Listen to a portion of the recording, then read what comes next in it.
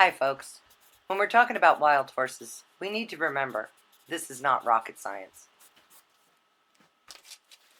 When we have to answer legal briefs, a lot of times it can feel like rocket science, but the issues always break down to something very simple.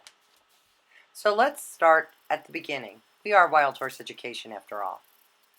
Wild horses are part of public lands. Do you understand that? On all of public land, wild horses can legally occupy about 12% of the land base.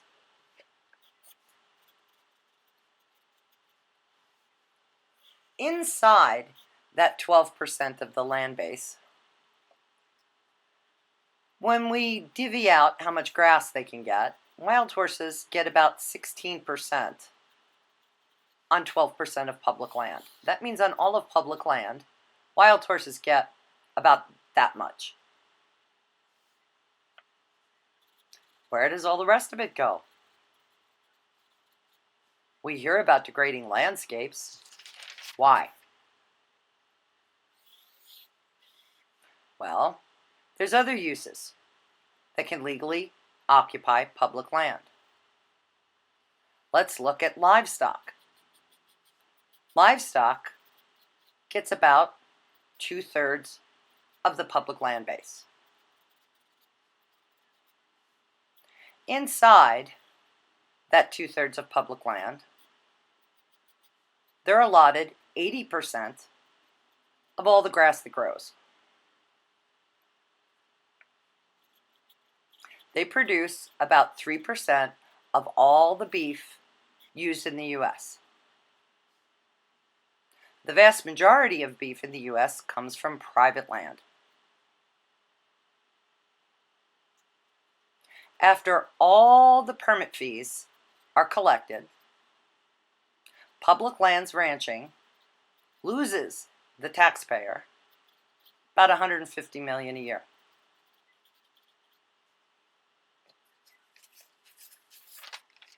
The wild horse program costs about $80 million a year. We remove horses because they're eating grass that can be turned into a dollar bill. That $80 million covers roundups, adoptions, range, and all management overhead.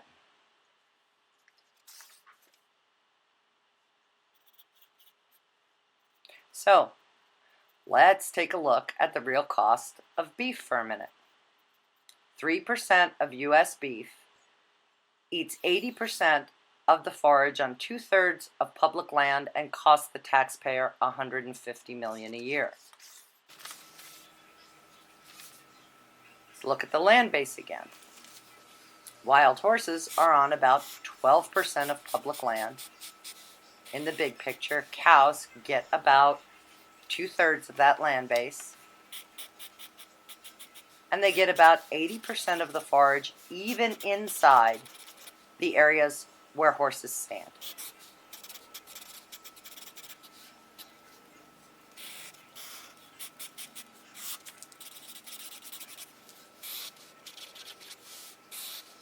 So when we're talking about degraded landscapes, we kind of start to need to really look at all of public land, how wild horses fit into this picture, and what the problems really are. If you like this kind of video, we'll do some more.